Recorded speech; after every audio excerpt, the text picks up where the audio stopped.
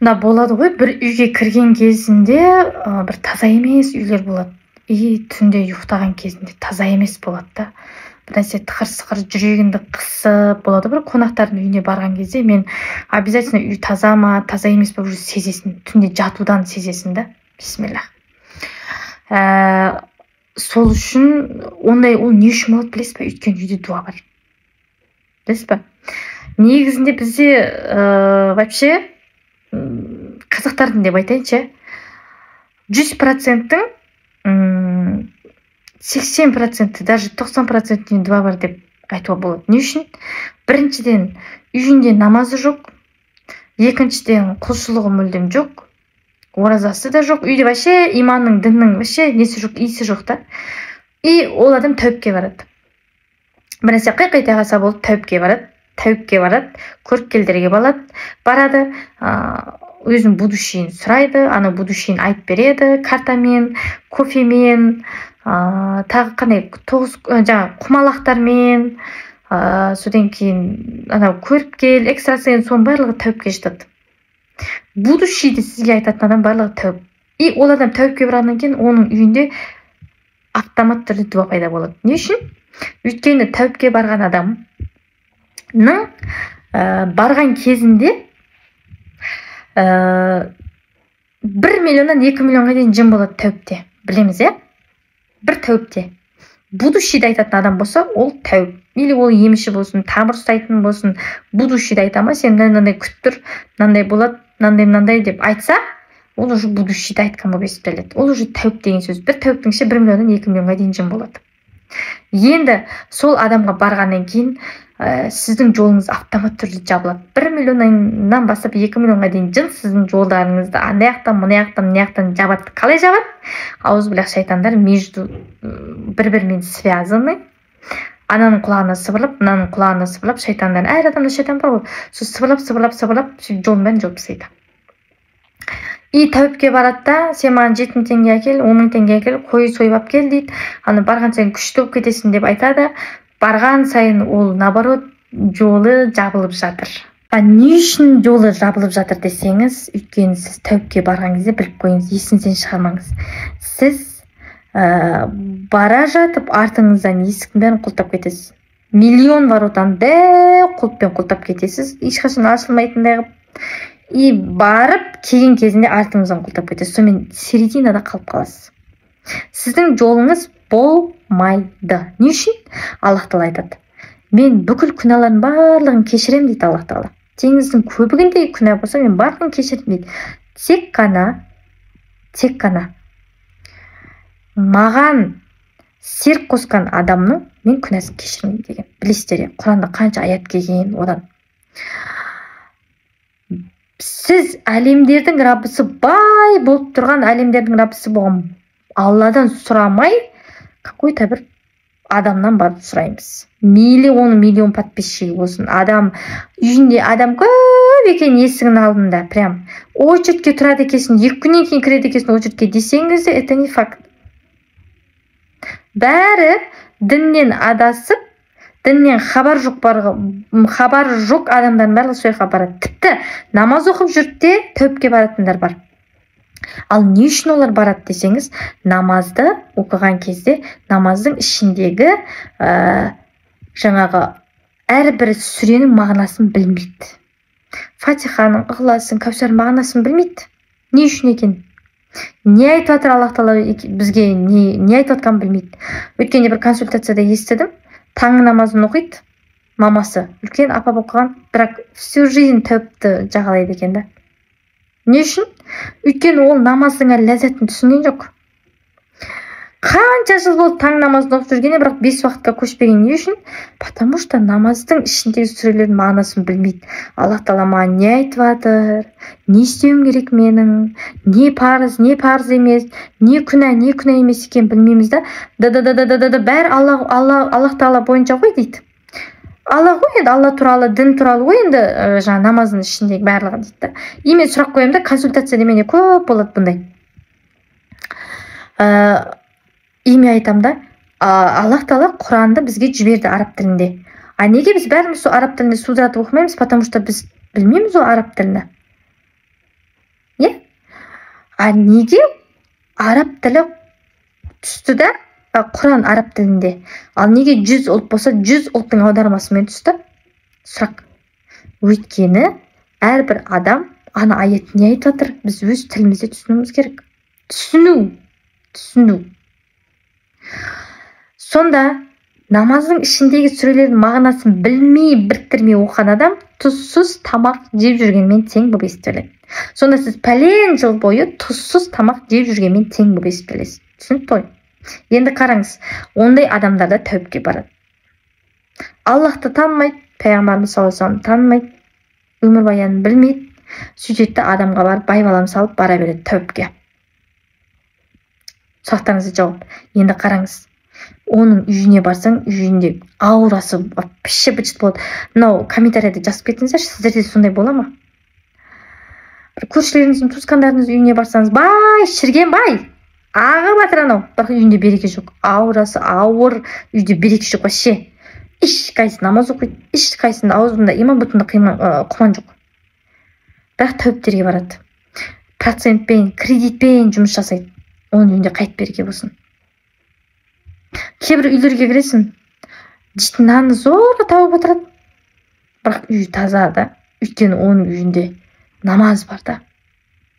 Бала шағасына хадис жаттатып отырады. Білеміз ондай семьяларды. Үйретіп отырады, Алланың тосын көркемесін. Міне сол үй таза. Таза дегенде ауыз біле шайтаннан таза да. Түсініңіз ба? Ол үйде ислам бар, иман бар, құлшылық бар, азан бар деген сияқты. Сондықтан любой үйде дуа болуы мүмкін. Обязательно. Байқайсыздар ма? Мысалға бір үйде 4 қыз болады мысалға, или 5 қыз болады. Тұрмысқа шығады, болмай қалады, или ажырасады, или қайтыс болып кетеді, или баласына бірдеңе болады, жердеңе болады, баласы үйленбей қалады деген сияқты сондай болады семьяларыңызда. Оның барлығы дуадан. Ол үйде бала шағасының бәрін бағы жабылып қалған. Не үшін? Дуадан. Дуа деген ауыз бірақ шайтаннан келеді. Тәуіпке барғаннан, одан кейін сізді көре алмайтын көршілер, туысқандар сізге жаңа дуаларға барып орыстар ғана креспен бір бәле істеп, оқытып, шоқытып, сізге қант, шекер, заварка әкеп беруі мүмкін, киім әкеп беруі мүмкін, құрт әкеп беруі мүмкін, сіз соны жейсіз бітті.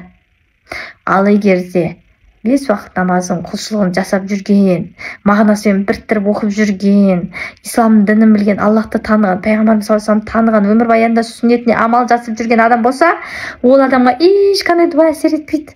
Ол адам өйткені күніге фалақ нас сүрелерін оқып, дем салып, аятул курси дем салып жүреді. Ол адамға ешқандай дуа жүрмейді. Пайғамбарымыз саллаллаху алейхи вассаламға қандай көреалмаушылық болған кезінде білесіздер. Дуа да жасаған пайғамбарымыз саллаллаху алейхи вассалам күніге фалақ нас сүрелерін, аятул курсилерін оқып дем салған өзіне. Құранның зиян никогда болмайды. Тек қана пайдасы ғана болады, болды. Ал Құран ол Аллахтың кәләмі, ол тазартушы, бізді қараңғыдан жарыққа шығару сол Құран. Сол үшін үйде әбден дуа болуы мүмкін. Оны түсіндіріп өттім, иә? Енді ол дуа болатын болса, біз қалай кетіреміз дейміз ғой, иә? Негізінде мешітке барып, имамға барып дем салдырсаңыздар болады. Бірақ өздеріңізде дем саласыздар. Ол үшін сіздер аятул курси, Фатиха сүресі, Ықылас сүресі, Фалақ сүресі, Нас сүресінің мағынасын, құр қазақша мағынасын 10 реттен 20 реттен күнде оқып тұрыңыз. Сіз білуіңіз керек, Аллах Тағала бізге не айтып жатыр, видеоның басында айтып кеттім сіздерге. Одан кейін дәретпен обязательно хайыз кезінде болмайды, полын тазаланғаннан кейін істейсіз. 5-литровый баклажкадан 3-4-еуіне су құйып толтырып келесіз, біреуіне де можно.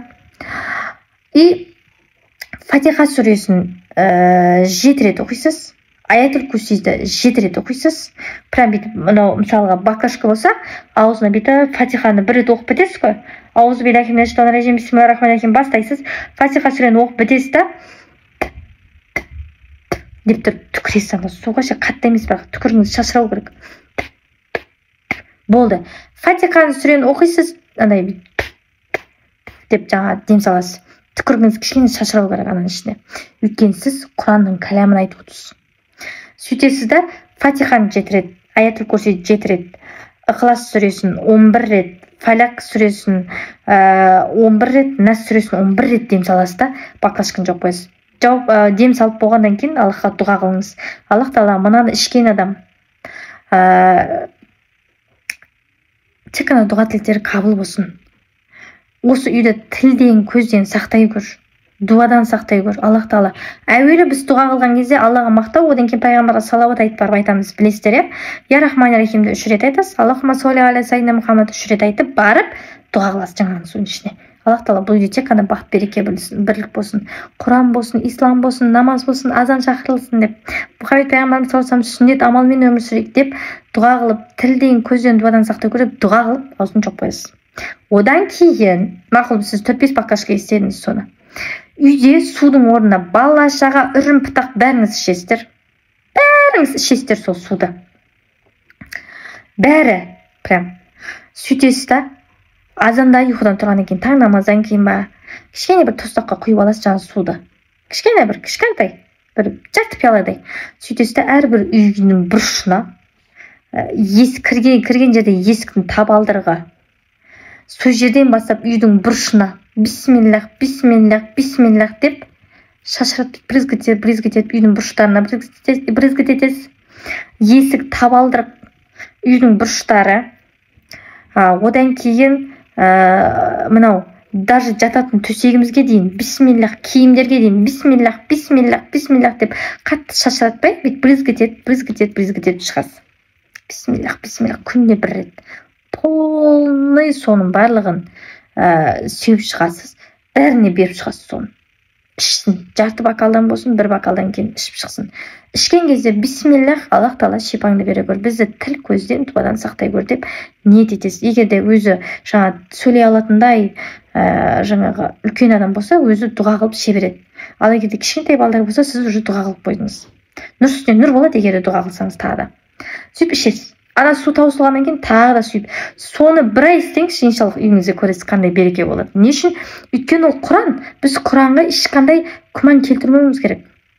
Құранға біз ешқандай күмән келтірмеуіміз керек.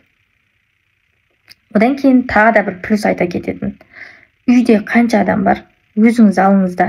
Сол жаңағы сіз осының барлығын 3-3-тен Фатиха сүрені 3 рет, Аятул Курсиді 3 рет, Ихласты 3 рет, Фалахты 3 рет, Насты 3 рет отырып, дәрет алып, ана адам да дәрет алып келсін. Кішкентай бала болса, оларда. Үлкен дәрет алатын шама болса, дәрет алып, соған дем салыңыз. Күніне бір рет, әсіресе жатар алдында. Бәрі дем салып соң. Сізде бір аптада уже бар ғой, үйіңізде кәдімгідей өзгеріс пайда болады иншаллах. Дем салып жатыңыз. Даже Фалақ, Нас сүре и Фатиха сүресінде негіз бәрін дем салсаңыз да болады. Жатар кезде дем салып жатсаңыз, 3-тен айтып шықсаңыз болады. Дем саласыз, дұға қыласыз. Келесі де бәріне дем салып шығасыз. Өзіңіз дем сала аласыз.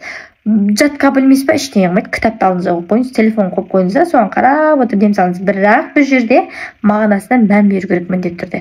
Соны істеңіздер. Істегеннен кейін сізде қандай өзгеріс болып жатыр?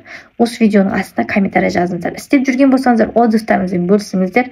Видеоның астында қалай суға дем салады, тұрмысқа шықпай жүрген қыздар қалай суға дем салып ішеді. 3 түрлі видеоны мен сілтемесін қойып кетем астында. Бір 4-5 видеоның несін қойып кетем. Видеоның астын сілтемесін, сол міндетті түрде көріңіздер. Достарыңызға таратыңыздар. Туысқандарыңызға барлығына таратыңыздар. Подружкаларыңызға таратыңыздар, олар да істесін. Үйіңізде иншаллах береке болады. Намаз обязательно. Міндетті түрде каналыма тіркеліп, лайк басып, достарыңызға таратуды ұмытпаңыздар.